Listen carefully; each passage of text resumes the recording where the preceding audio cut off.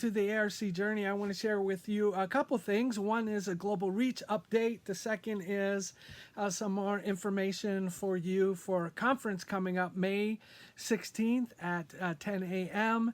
And then just a summary of our town hall meeting of what does it look like to reopen, what are some things that you need to think about, prioritize, what has to happen and come into a line for us to come together and to meet together. And so I'll be sharing with you some of the thoughts from our speakers from that meeting so that we can make sure that you get it if you did not see it. We tried to record that and it didn't record. So you are stuck with me trying to summarize that for you. So first of all, Global Reach is sharing that they have received over $25,000 so far for their COVID-19 response, and that $22,000 of that has gone to various fields. And Ben Tobias will be holding a town hall meeting May 13th at 10 a.m. And you have to have an invite to be able to come to that. But everyone from the CGGC family is invited to participate. So Ben's email is in the link below, so that if you are interested, you can contact him and he will send you the link so you can participate in that meeting. So that is that. On May 16th, we will be holding our conference sessions. And what we will be doing is at 10 a.m. we will be signing on. And we are asking that you sign on to one of the two feeds. If you are a delegate or a pastor, that you would come to the Zoom meeting through the Zoom meeting link that will be available on the website. The second is that if you are coming as a guest and not a delegate, not a voting member, that you would join us on the live feed that Center Bethel will be providing for that day, and you'll be able to find that on Center Bethel's Facebook or YouTube page.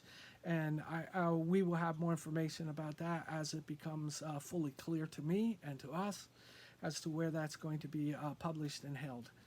So the issue is that we can have 100 connections through our Zoom account, or 100 people that will be able to sign in and participate in our meeting. So we are asking that as many people as possible that are coming from one church, that your delegates would be, that you would be meeting together, social distancing safely, keeping space, etc. But that you'll be able to come from one location, one sign-in, so that we can get everyone connected. It was cost prohibitive for us to add the next grade Zoom account, and so that's the option that we have. We have to go with the 100.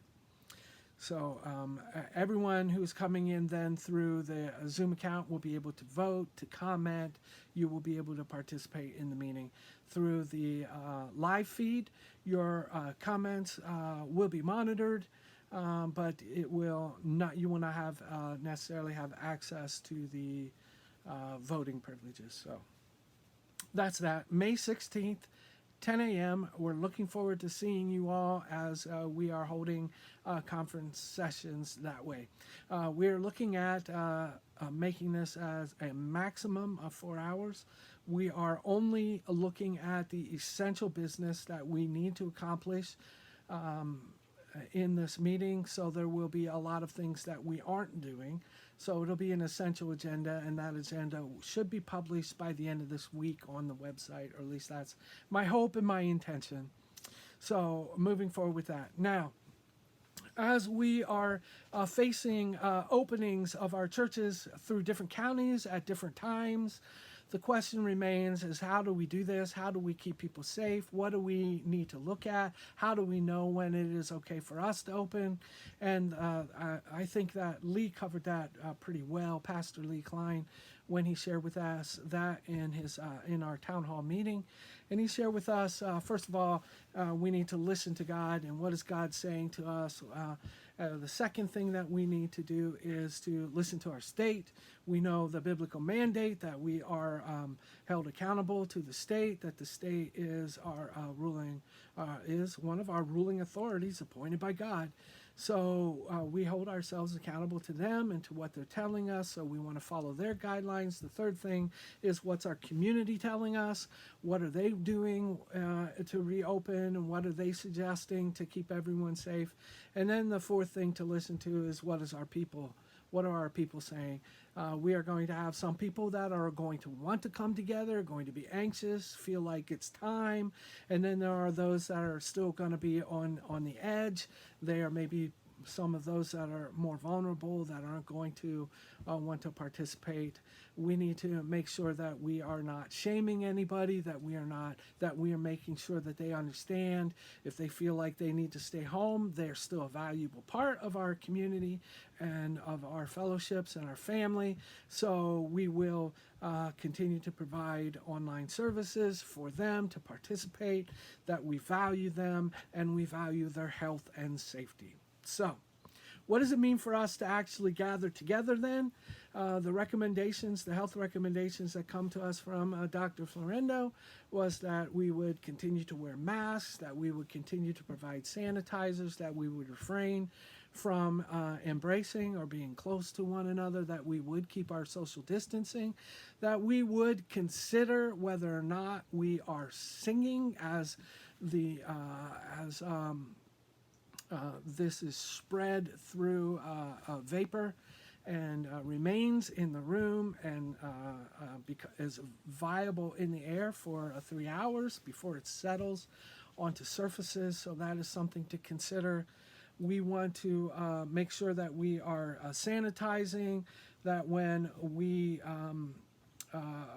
are using the facility, some of the suggestions that we heard were to remove the hymnals so that they aren't being handled, remove the Bibles from the pews so that they aren't being, otherwise those will need to be sanitized each and every time that we are using them or meeting together, that the facilities need to be wiped down, all the surfaces need to be wiped down since it is spread through the air and is viable through the air. Every surface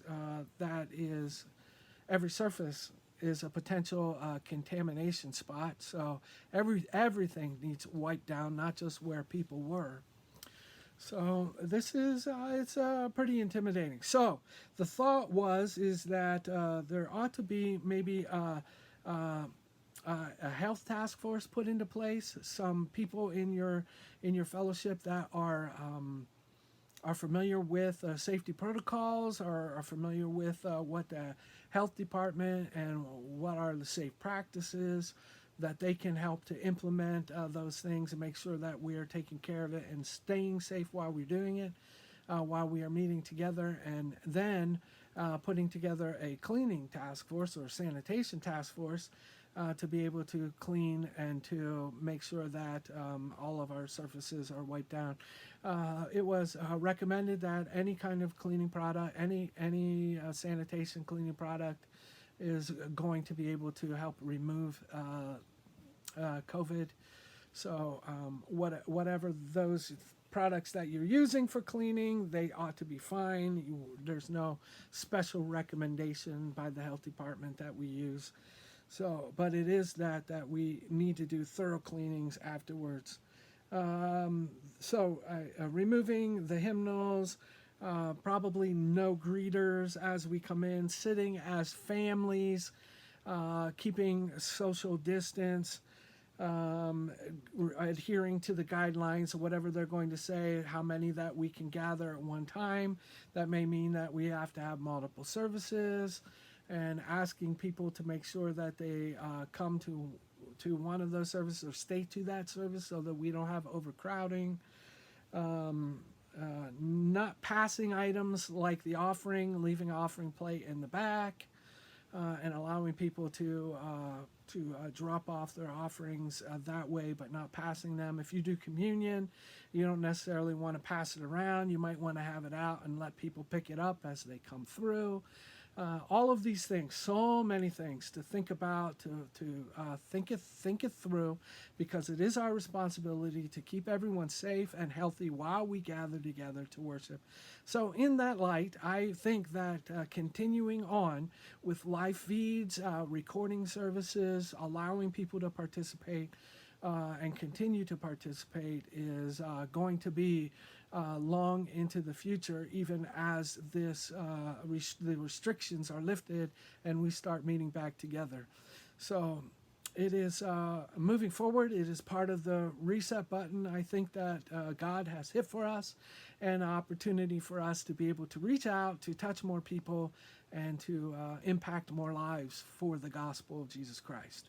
So I'm hoping that you have a continued safe week. I'm looking forward to hearing from you and seeing you all May 16th as we gather together for conference. It'll be nice to see your faces, at least on our Zoom meeting. And until then, stay safe, stay home, and be good. All right. Looking forward to seeing you soon. Bye-bye.